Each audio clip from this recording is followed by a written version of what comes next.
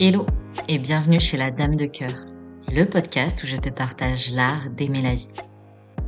Moi c'est Chloé, prof de yoga, masseuse, énergéticienne, humaine avec un petit côté magicienne.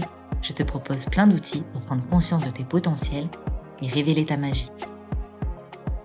Ici, je te propose des pistes et des sujets de réflexion pour élargir tes horizons et t'encourager à insuffler la vie, tes projets et aspirations.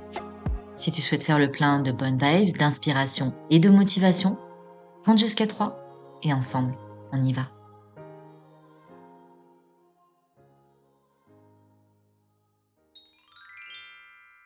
Et salut cher doué. Aujourd'hui j'ai envie qu'on change de regard ou peut-être qu'on l'élargisse sur le sujet de travailler sur soi. Tu le sais, le développement personnel vit sa meilleure expansion et comme souvent ça part parfois dans des extrêmes, peut-être un peu trop extrêmes. Et parmi tout ça, il y a un phénomène qui se crée et qui peut facilement nous faire tomber dans un puits sans fond, l'autocentrage. Parce que quand on travaille sur soi, on met le soi au centre de tout, en oubliant que parfois on fait partie d'un tout plus grand que nous. Est-ce que tu t'es déjà dit que peut-être l'autocentrage pouvait être une des sources de tes souffrances ou de ton mal-être ? Parce que travailler sur soi c'est bien, et je crois sincèrement que le monde a besoin de gens qui vont bien. Mais comment fait-on pour voir clair sur ce qui a besoin d'être vu si on a le nez collé dessus ? Je pense que c'est d'une vue globale dont on a besoin pour comprendre ce qu'il y a à comprendre, bien que souvent nous comprenions seulement, et c'est déjà bien, ce que nous voulons comprendre. On est souvent très auto-centré sur soi et on oublie tous les facteurs environnants. Et si on prenait de la distance et si on créait de l'espace ? Cela nous permettrait peut-être de respirer plus amplement et de conscientiser les choses différemment. Créer de l'espace.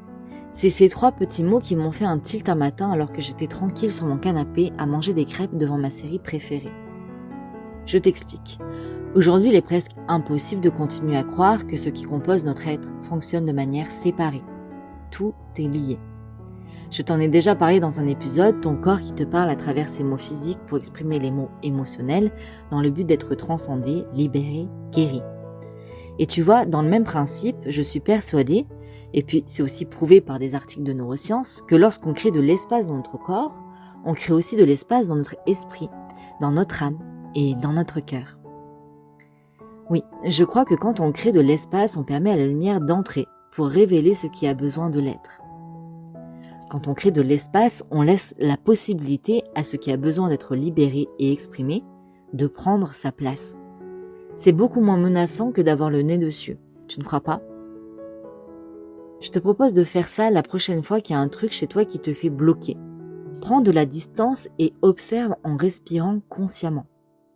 Oui, on est d'accord, ça rejoint clairement la méditation. Observe et respire.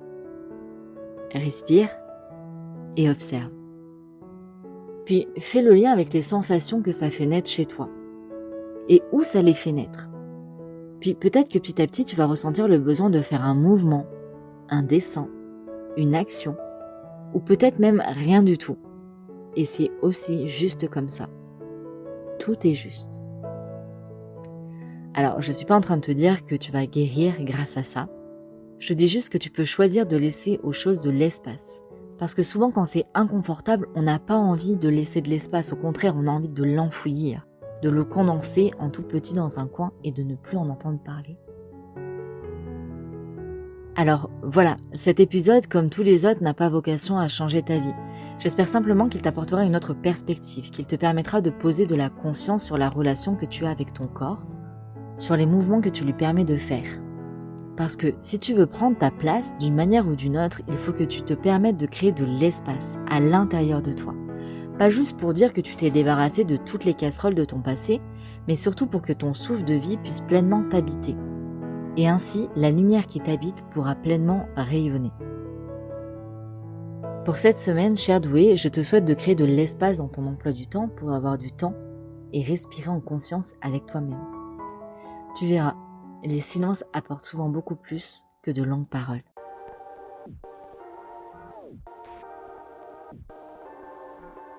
Et voilà, c'est déjà la fin de cet épisode, j'espère qu'il t'aura plu et surtout qu'il t'aura inspiré. Si tu souhaites découvrir un peu plus de mon univers ou prolonger l'aventure, tu peux t'abonner à mon compte Instagram eclos.si.ion.